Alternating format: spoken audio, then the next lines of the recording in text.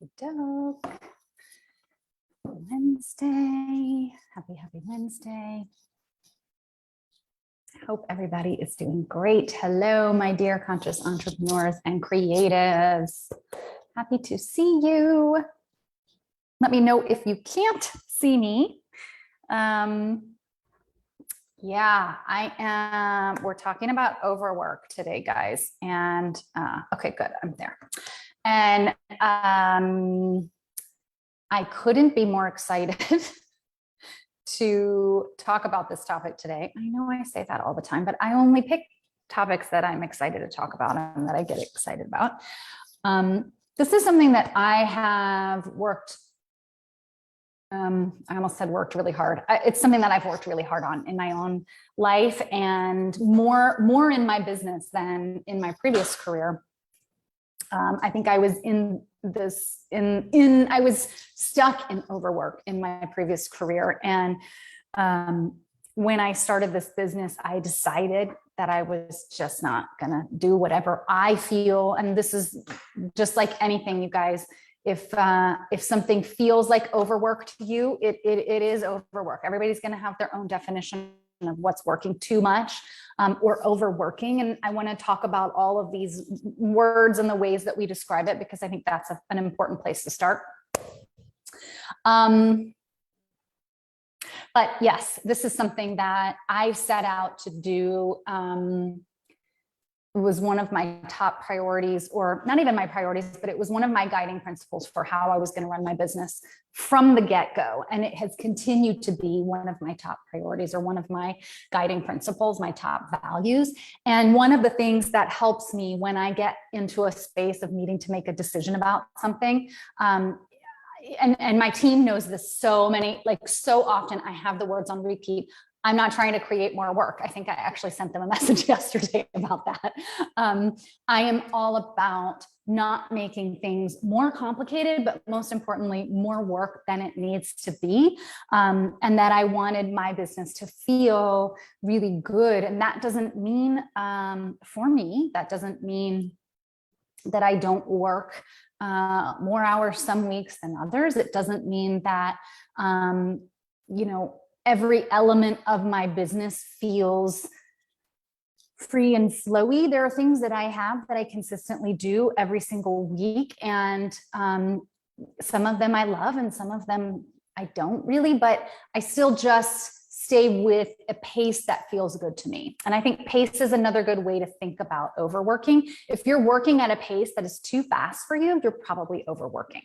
If you're working more hours than you are comfortable with, not from a space of like, oh, I should be able to do that more efficiently, but from a space of, I'm really freaking tired. I'm really exhausted. I am overworked.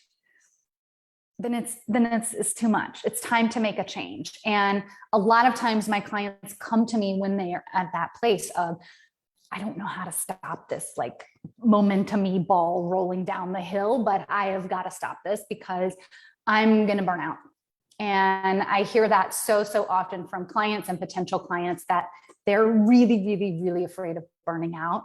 And I just feel very deeply that if you're doing heart-centered work, if you're doing what you feel that you are at least in part here to do, I don't think any of us are here just to do one thing. I'm not down with like, we all have just one purpose. But it is, I'll speak for myself. This business is like so important to me. And I can't, the idea of burning out, I almost like can't even say it. The idea of burning out is just simply not an option. That's why I have a team. That's why I have a business coach. That's why I have very strict agreements with myself around what is overwork for me. And what is overwork for me, I'm probably a little bit more sensitive to overworking because I overdid things for so long. And even when I was overdoing things back in my corporate career, I knew that wasn't my way of thriving. I've never been, you guys have heard me say this all the time. I've never been a type A person.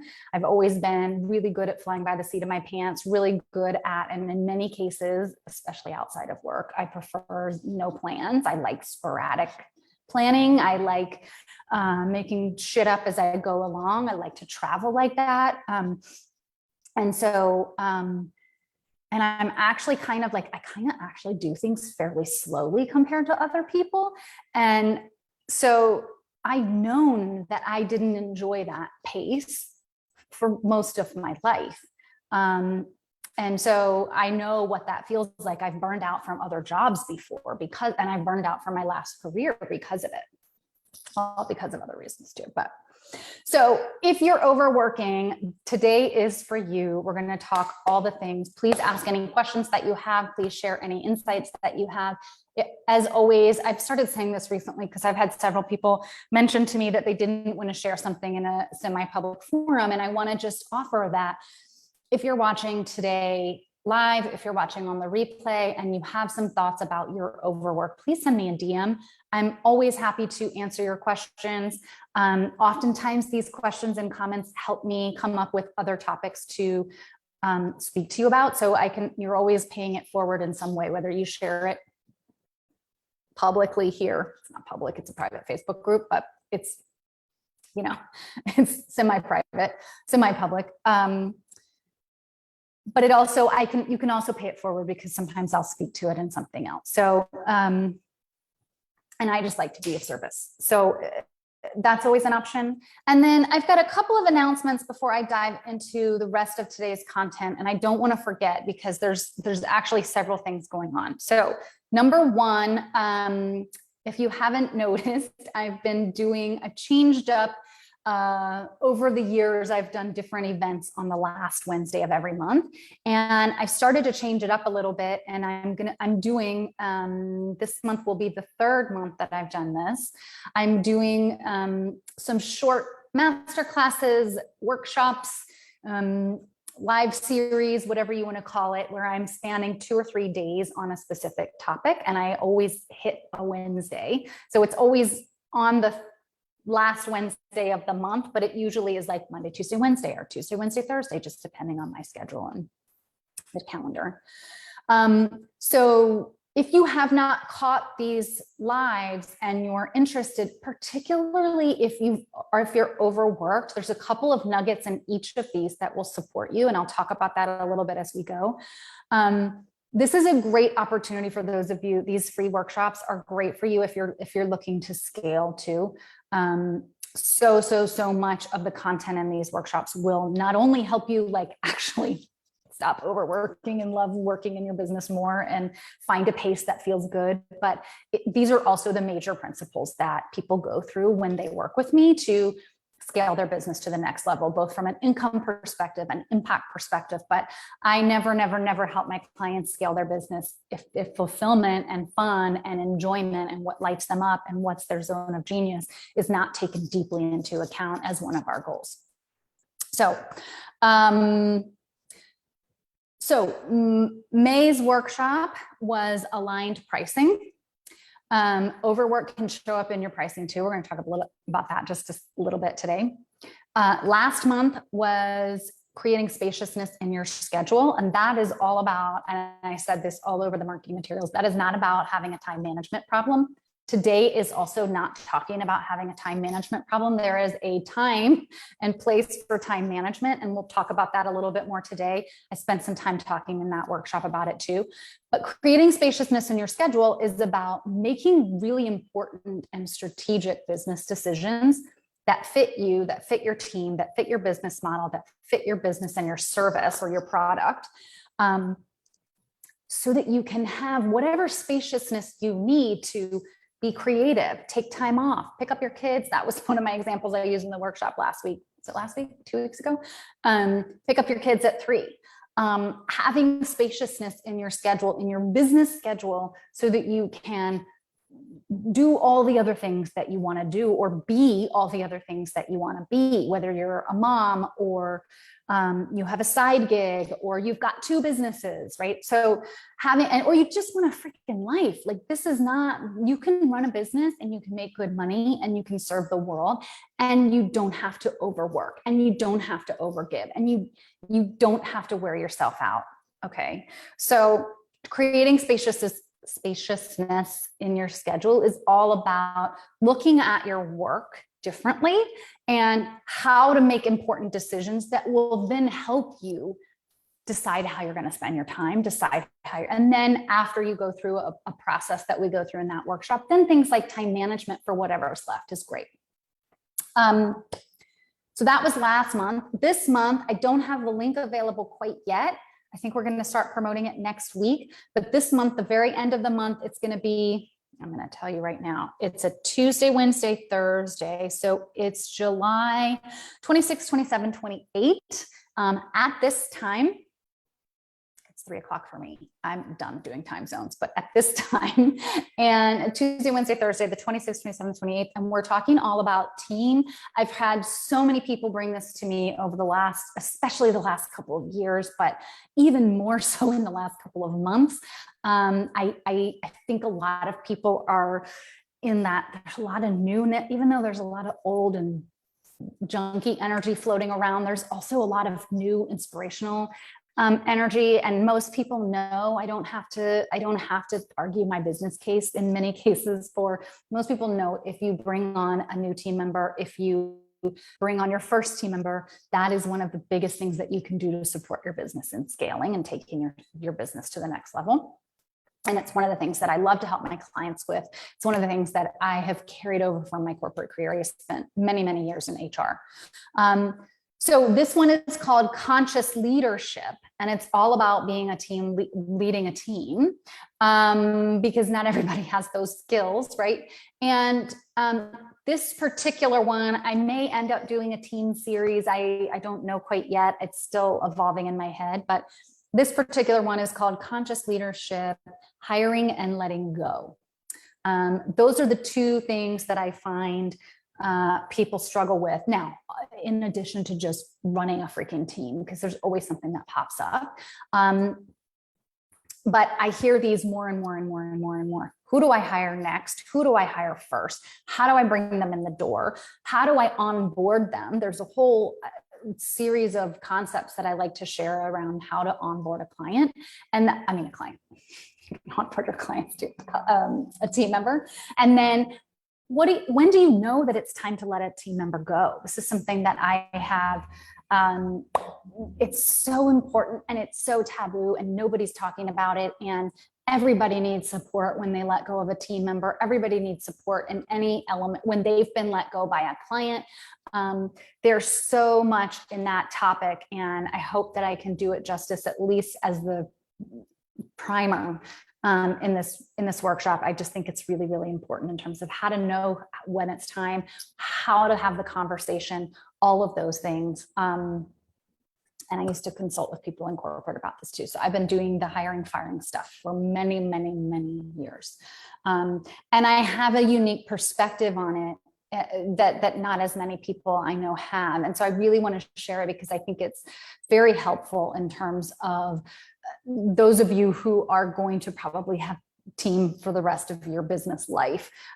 It's really important to have a healthy mindset around it and to be able to think about it in a way that really serves you getting the support you need, your business running in the way that it needs to, but then also that you're also serving your team members in the same process. Because if we're going to have conscious leadership, we need to be conscious. So join me for that live here in the Facebook group. There will be a link this time to sign up.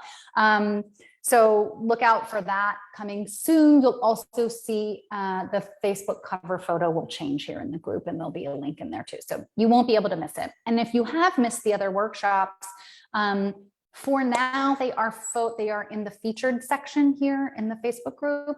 I will not leave them up forever. They're eventually going to be turned into some paid programs. And so, but I bring them to you for free first. So definitely pay attention to those. If they are things that you want to listen, if there are topics that you want to learn about, sooner than later, hop in there, catch your free stuff.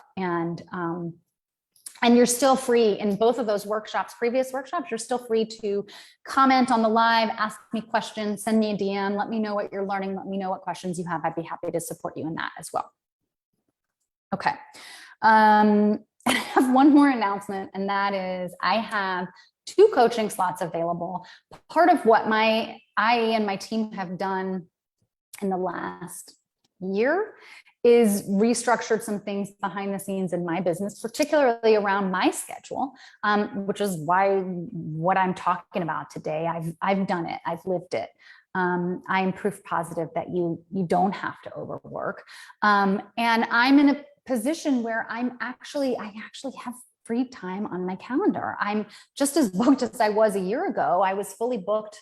I've been fully booked since I think May of last year, but I've been able to open up coaching slots without working any more hours per week. I've been able to open up some new coaching slots. So I have 2 available right now.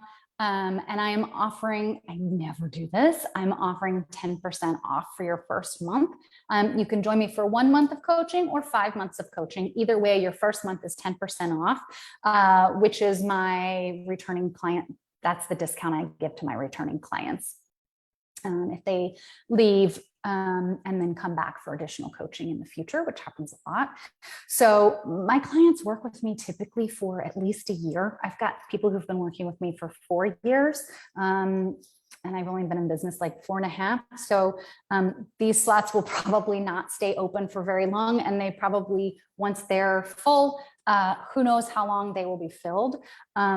So if you have a question, if you're considering bringing on a business coach, hop on a free call with me. I'm super low pressure. I'm more interested in what's going on in your business, and I will tell you if I can or cannot help you. I also have a lot of coaches in my network that I know pretty well.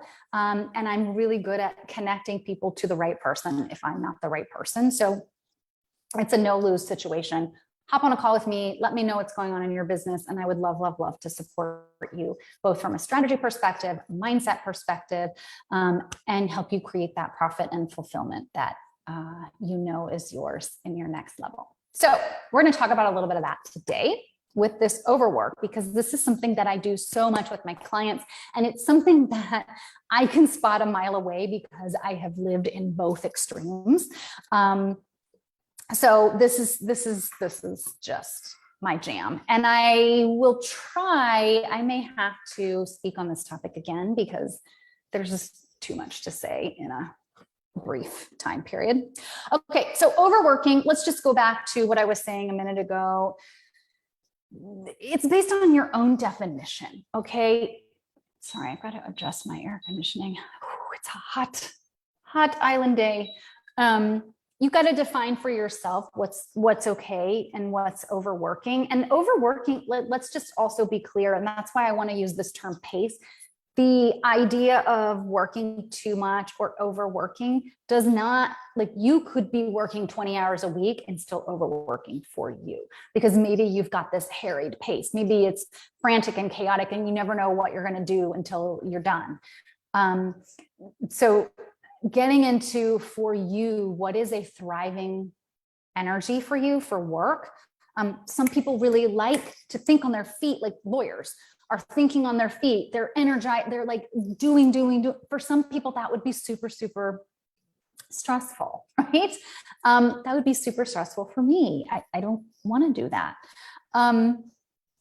Like be in court and have to think on my feet. I think on my feet, but not in an argumentative way. So whatever pace makes sense for you in terms of your ability to thrive, it's really important to just understand that first. So if you don't know the answer to that, that's the first place to go, because how do you even know if you're overworking for you? But oftentimes I find people define it in the space of, like I said, kind of being on a path to burnout, harried, super busy. Just because you're busy, I want to say this to you. This is, if you hear nothing else, just because you're busy does not mean you're productive. And productivity is also not one of my high values, because productivity means you're churning out a whole bunch of stuff. You're doing a lot. You have a lot of tasks. You're doing. You're putting out. You're productive. You're producing. Whoa, I just shook my desk. Sorry about that. You're producing. And that's also not one of my values. Now, it depends on your business model as to, production. If you're producing a product, 100 of the same product a day, then you have a different value than I do. But productivity also doesn't necessarily mean efficiency. So business doesn't mean productivity. Productivity does not mean efficiency.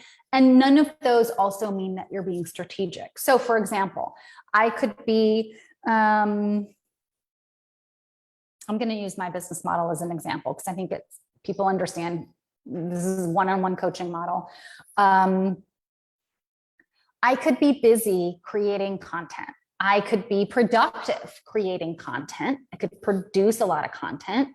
I could be efficient in creating content. I could sit down and churn out, some videos to put on Instagram or some written posts to do stuff. And I can write out, I always do like a written post for these lives. So I could efficiently, whatever that means, get that shit done. But if I'm not telling people that I have a 10% off discount right now, which I really don't think I've ever done, I might have done once, then I'm not being very strategic because I'm not thinking strategically about how my business runs and what my priorities are. And my priority right now is to fill those 2 slots in addition to other existing priorities like serving my existing clients. That's a strategic priority of mine right now. It's actually not a strategic priority of mine to like get 10,000 more likes on Instagram. Right? Because 10,000 likes could translate into more clients.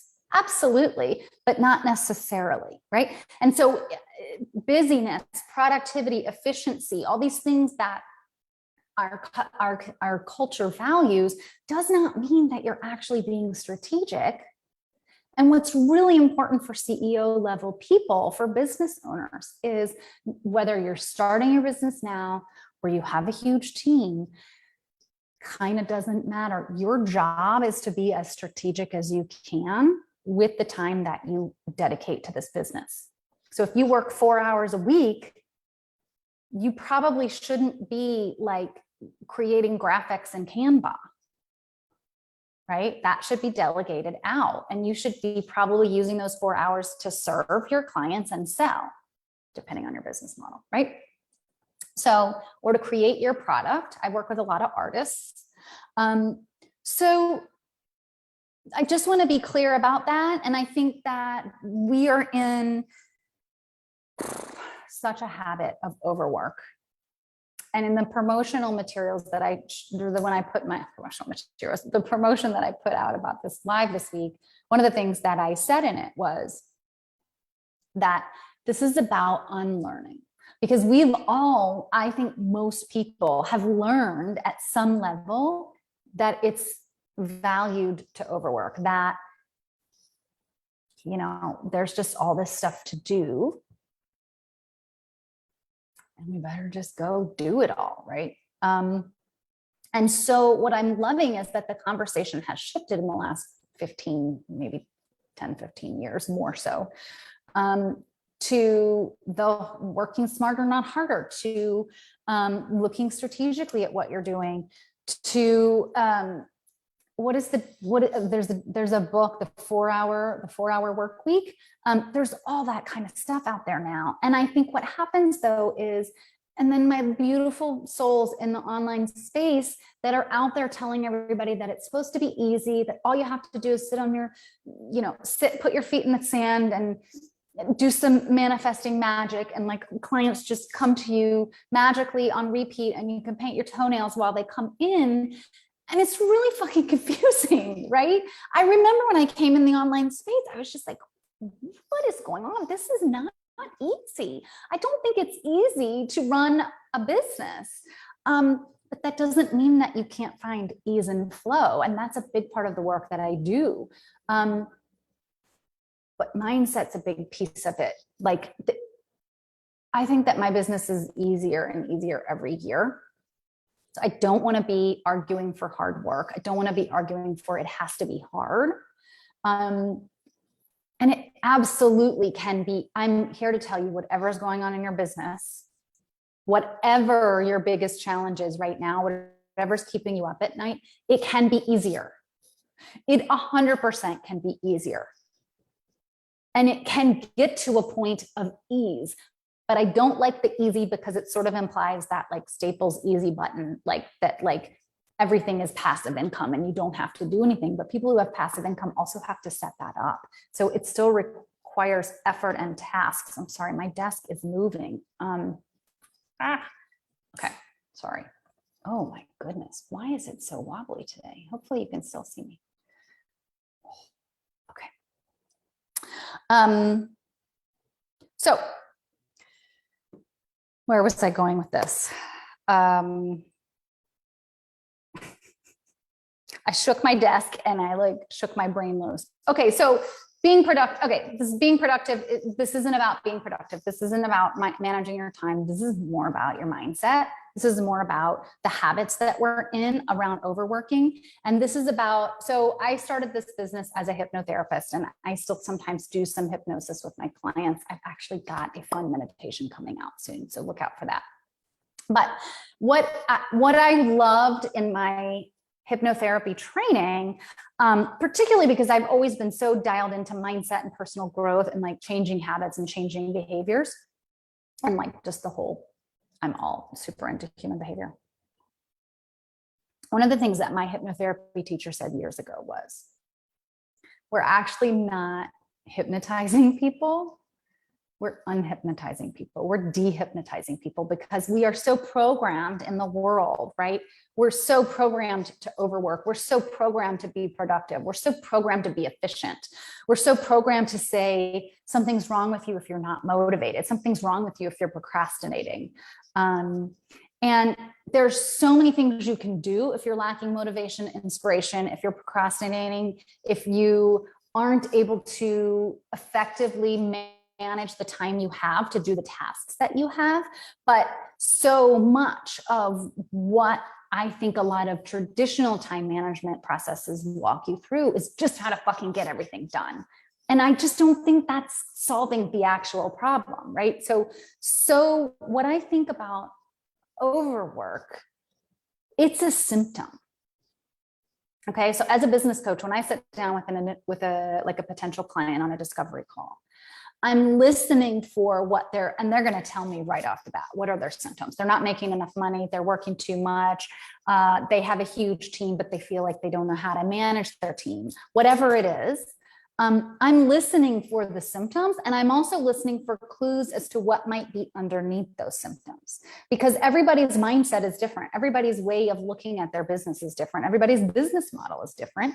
And just like if you have a physical symptom. So years ago, I used to struggle with low energy. I struggled with it for many, many years.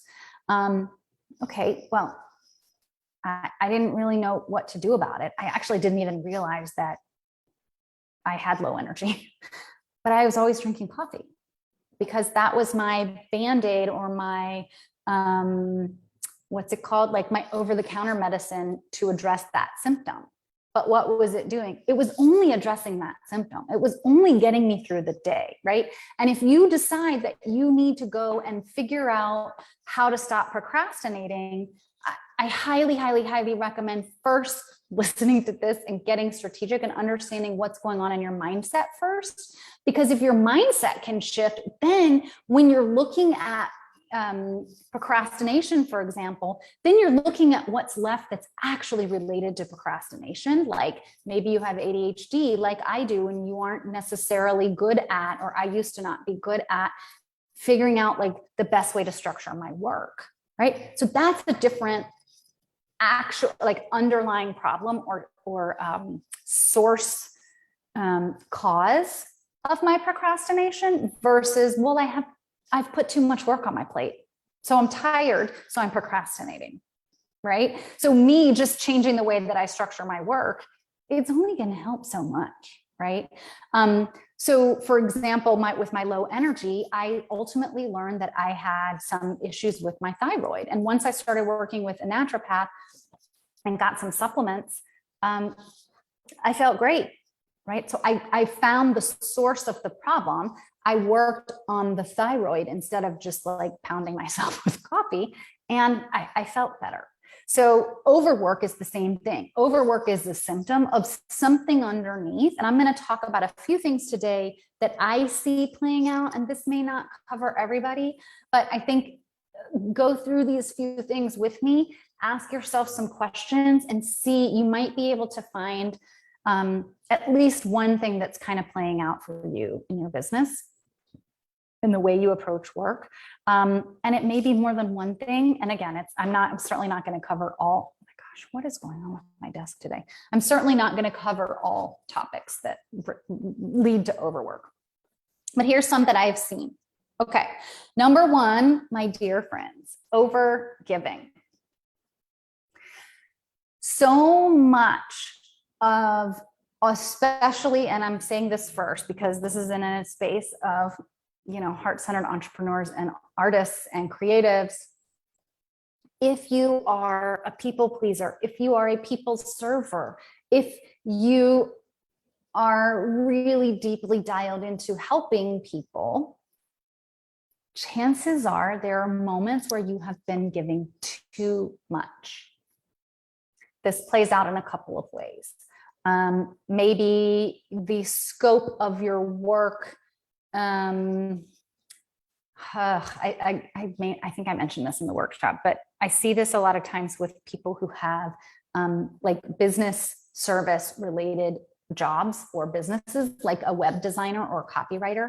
Let's say, for example, you agree with somebody that you're going to do their copywriting, or you're going to create their new website, and you have in your contract agreement of like what's included and what's not, right? But then just like everything happens so naturally and organically, you get into a project, you start doing it, you're talking to the person, the business owner, let's pretend you're halfway through the project and you realize instead of doing 5 posts per week, we really actually want to do 6. Or instead of doing a 4-page website, we really want to do a 6-page website, right? Scope creep is a big red flag. It happens all the time naturally, but do you have something in place that allows you to charge more money with ease, to recognize those things before it's too late, so that you're setting expectations with the client about, this is outside of our scope. We can still do more, but it would require more time and it would require more money. But can you see how if I just go, oh, it's fine because whatever project is whatever project and I need this client, or not even maybe, my dear friends, I see this so often, like maybe you don't necessarily like need the client from a financial standpoint because you're okay if they come or go, you're doing well. But if you're a people pleaser or you're an overgiver, that reward of them being pleased with your work, that reward of, which is nothing wrong with, that reward is not worth losing. Or it's really hard maybe for you to set boundaries because you're a people pleaser, or because there's all kinds of reasons why we don't set boundaries, most of which because we were never taught. And so if you're doing all this extra work for the same pay that you originally, right, that's overworking. And you may have, so all I'm saying with that is, get some structures in place to support you in working at a pace that works for you. If you're going to have scope creep, then sit down with the client and say, hey, we've added to our scope. Here's what this will look like now. I can't deliver it in the same time period that we initially said because the scope has increased. So let's get creative. Let's talk about the calendar. Let's talk about money. Let's figure out how we're going to do this. Or better yet, you have a structure already in place and you just walk them through it. So overgiving plays out there. It plays out in pricing. It plays out in money mindset. I see it playing out for sure in people pleasing. We talked about that. Okay, so how it plays out in pricing or like money mindset is like people who will say, okay, I'm going to charge $1,000 for this thing. And then as you go, you're like, oh, but oh, I'm also going to give you this other thing. And oh, I'm going to give you this extra freebie. And oh, right. Like as I go, because I'm trying so hard to people please, because I really just want you to be happy with this, or because I'm on a sales call and I'm not sure you're going to buy it if I don't add this extra stuff to it, because I'm not so sure that my thing is valuable enough to charge $1,000. And I'm still working that on my mindset. And so, I'm going to just give you more stuff and give you more stuff and give you more stuff for that $1,000 so that I can play out my worthiness in that arena. Let me know if this is hitting anybody. So overgiving, and there's lots of other ways that overgiving plays out, but if you are in a pattern of overgiving, you're probably also overworked. And this is something that I think is really important to get. This is something that I think a lot of people have a hard time progressing to the next income level because there's no more time left to give. And yet they're still overgiving. It also plays out with people who who locked themselves into rates that are too low and not raising their prices on their clients. Not that you have to do that all the time. I grandfather all of my long-term clients into the rate that they signed up with for más o menos. Some of my long-term clients, we change their rate every year, but it only goes up a certain amount, kind of like an apartment. So again, every business model is different. You have to make your own decisions about pricing. But if you have clients that you're still, if you have clients that have been with you that are paying, let's say, an initial rate, a lower rate, but you're afraid to raise your rates on them, while you're also overgiving, that's also going to be really, really hard. Just like practically speaking, it's really hard to scale when you can't create any extra space in your calendar, right? Check out the workshop for spaciousness in your schedule if you haven't, if this is you. Okay, so number one is overgiving. I think that's one of the places where, as I said, where the mindset is driving everything. And if you're going to address it only with practical elements, you're going to be missing the boat. And you're going to have a hard time sticking to it, right? Have you ever started like a diet or had like a New Year's resolution January 1st? And what is it? It's something like January 19th is the date by which most New Year's resolutions are dead. People can't sustain a new habit, especially if they try to take on too much at once. But it's really hard to sustain a new habit when you're just like, you're just doing it on like raw faith and like, F this, I'm just going to do this every day. That's great. Or F this, I'm just going to go on a diet and I'm not allowed to eat carbs and I'm not allowed to eat sugar and I'm not allowed to drink alcohol and blah, blah, blah, blah. That's a lot of change all at once. And it's going to be really, really hard to stick to it. Not that you can't, right? When I was back in hypnotherapy school, we learned how, I actually did this with several people. It was really cool. We learned how to help people stop smoking or some other, addiction. And one of the things that we learned about how the brain works is that a lot of people try to stop smoking based with just willpower alone, like cold turkey. I'm just not going to smoke anymore. The end. And I know many people who have done that. Many people who have done that. It's not to say that you can't, but it is a really hard way to do it. It's really, really hard because willpower alone only gets you so far. There's so much underneath in your subconscious mind. There's so much underneath in your mindset that is playing out that you may or may not be aware of. And that's just forcing you to have to shove it down every single time. And that's why it's really, really hard to do that without a 12-step program if it's alcoholism, or without hypnosis is a great tool. Therapy is a great tool to find out, why was I committed to smoking in the first place, right? So much of smoking is only like the physical addiction, the body that is addicted to the nicotine in this example. That addiction is done in like, it's something like 72, I'm going to forget the details, but it's something like 72 hours. So if you can cold turkey quit for more than 3 days, the rest of your quitting, what makes it hard to quit after that is your mindset. That's why people are addicted to smoking. It is physical, but it's actually not physical. So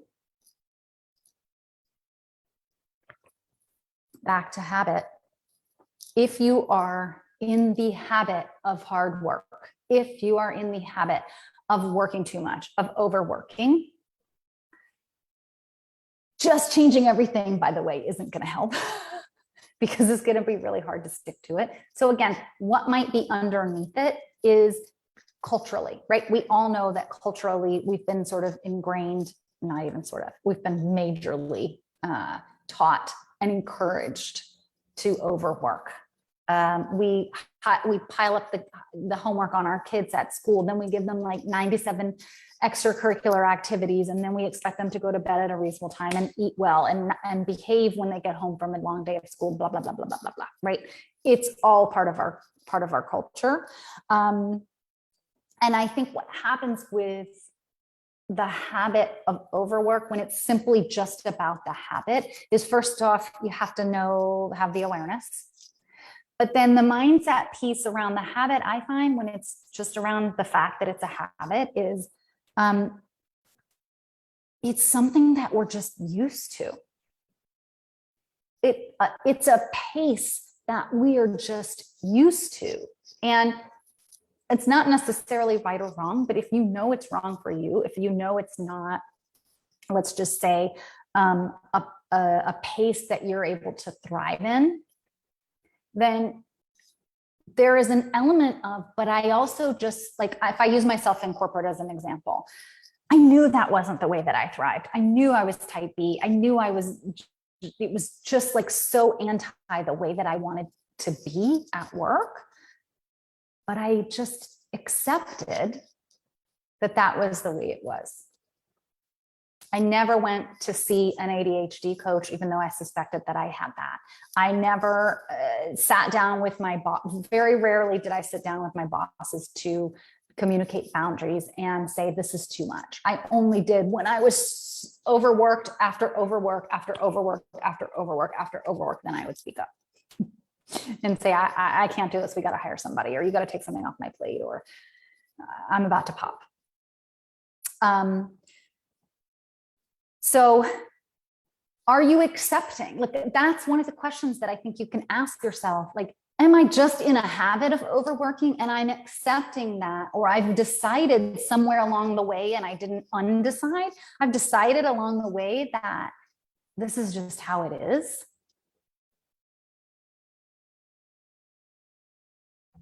You can undecide. You can decide anew. You can unlearn that habit. You can reprogram something else, but it starts with, you know what? I've been in this habit for so long. It actually does not serve me. And I no longer choose to be in agreement with it. I no longer choose. I love that phrase. That's usually the phrase that I like to use for myself when I'm dealing with something.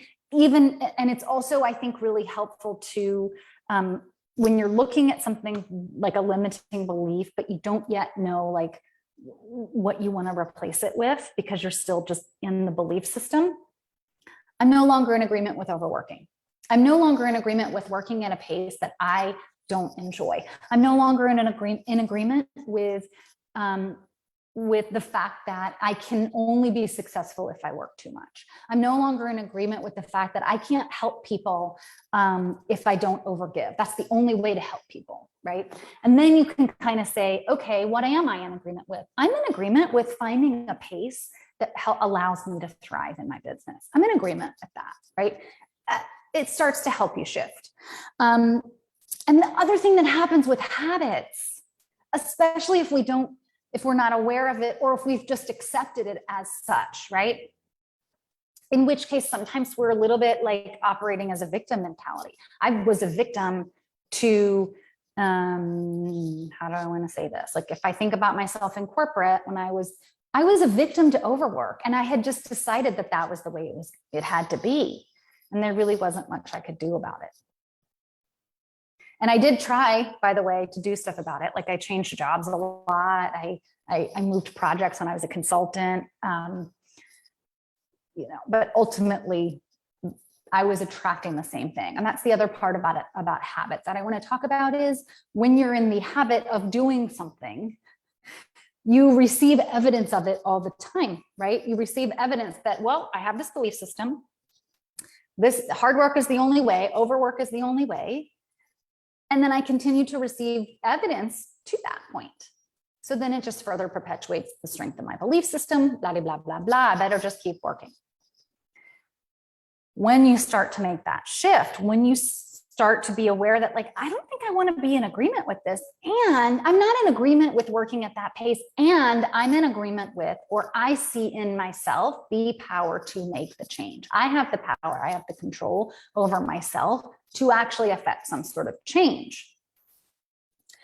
Then you start to actually attract more evidence to the contrary or to that new belief system.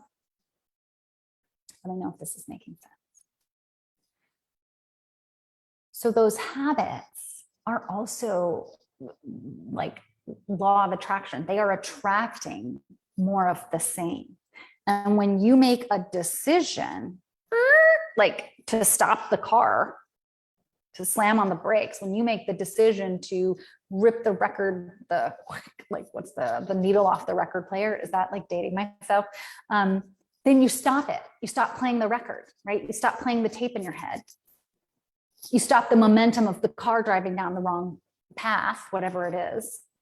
Then you can make a shift, and then you start to attract new stuff. You start to attract that which you've decided you're in control of. And it can be slow and it can be fast, but it starts with the decision. It starts with no longer being in agreement with something. And it starts with the desire to make a change in your habits, right? Because we're still talking about habits in this example. There was something else I wanted to talk about habit. Oh, the other thing I see around being in the habit of hard work. As I said, when I was in corporate, I suspected for many years that I had ADHD. I didn't feel that I was very good at, this is one of the things I'm the most proud of since I started this business, because I worked with an ADHD coach. I started to learn how that was playing out for me. And I found really good tools and shifted my mindset around what work is for me. And I found a way to structure my day and to unstructure my day according to the way that I thrive best and the way that I work best. But when I was in corporate, what did I want to say about that?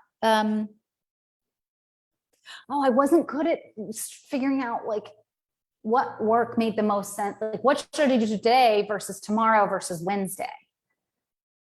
Like I knew I'm smart enough to know like what order things should go in, but when you're being bombarded with 97 projects at once, I would sometimes like spend all morning trying to plan my day, and then like the morning's gone, right? Because things would change so much.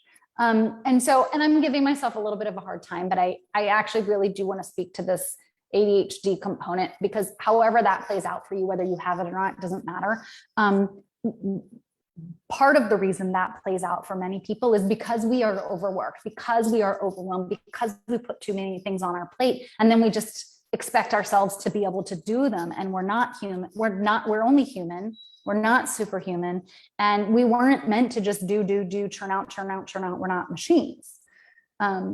So again, that's why I always say, like, don't go first to the time management, come first to your strategy, come to your strategic decisions, come first to your mindset, start looking at what's actually going on. And then time management is a magical tool to help you when you've resolved the stuff that's not mindset, so that you're actually solving the problem with the solution to the problem, instead of just a solution that worked for somebody else whose problem was actually different.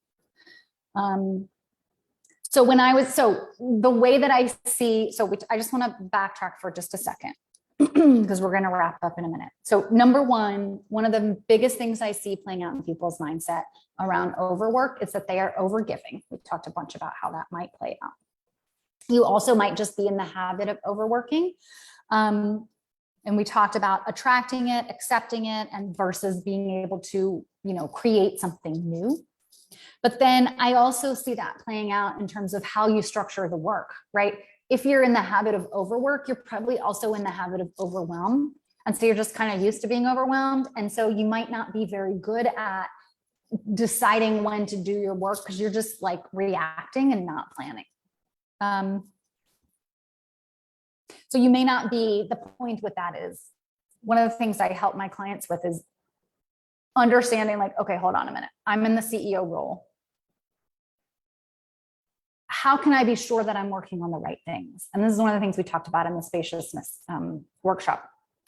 How can I be sure that I'm working on the right things And that whatever doesn't get done today by accident or, is at least the stuff that's like my third, fourth, fifth, and sixth priorities.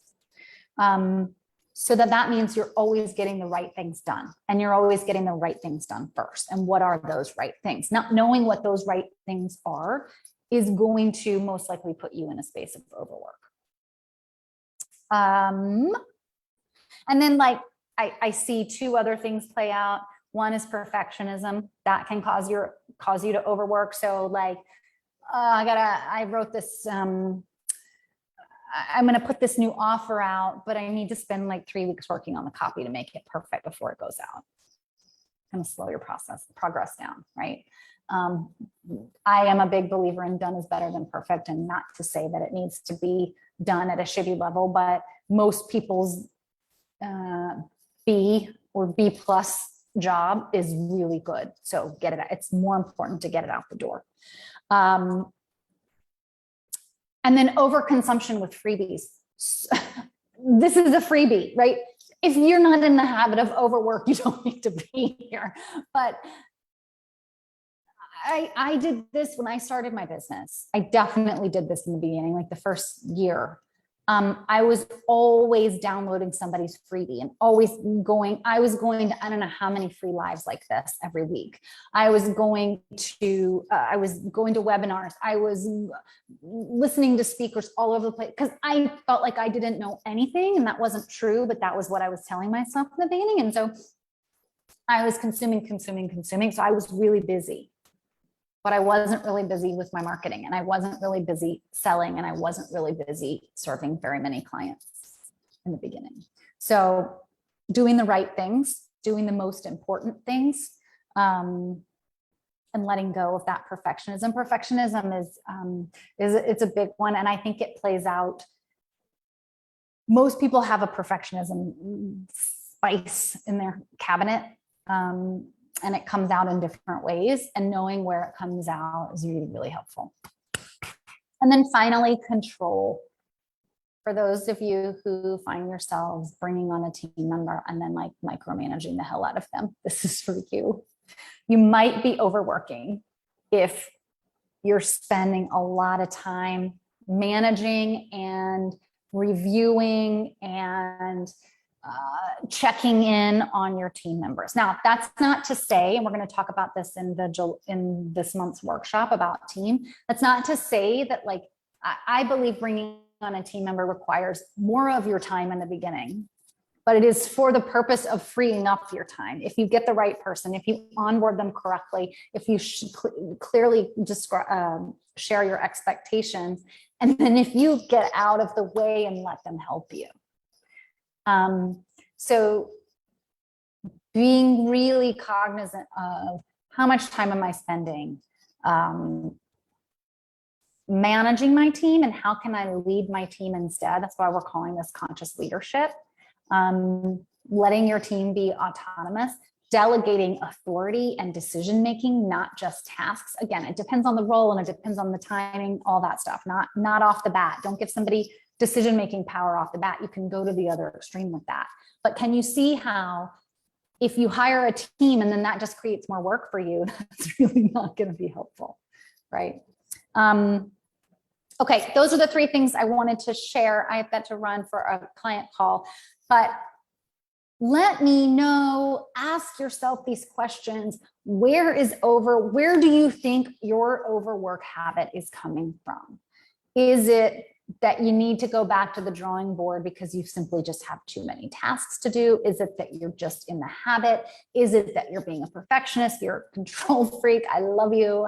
We all have that. Is it that you're overgiving in some way, shape, or form, and that you think maybe you aren't worthy of something if you're not overgiving? So wherever that plays out for you, that's the best space to start to address the overwork. There's lots of practical, you can make some really good strategic decisions. Go check out the spaciousness in your schedule workshop from I think it was last week. It's the last week of June. It's in the featured section of the workshop. So you can make some really good strategic decisions in your business if once you find out what's playing out. And you can also, there's so many things that you can do practically speaking to make changes in the way that you do work, the way that work gets done, the way that your team and you operate. There's so many practical things you can do. But if you're not tuned into the problem, quote unquote, underneath, or the mindset or the belief system that's underneath it, it's just going to be harder to affect a sustainable change. And you might come right back to a pattern of overwork again in a few months. And so I just really want to help you in solving the right problem with the right solution. And that's, I think, a lot of what I do in my work is finding what actually is going on and then solving for that. All right, my dears, I will put the link here for if you're interested in working with me, and I will see you next week, same time, same place. What are we talking about next week? We're talking about, I forgot. But it's good. I've planned out the whole month and it's going to be good. So I will see you then. Happy Wednesday. Take care.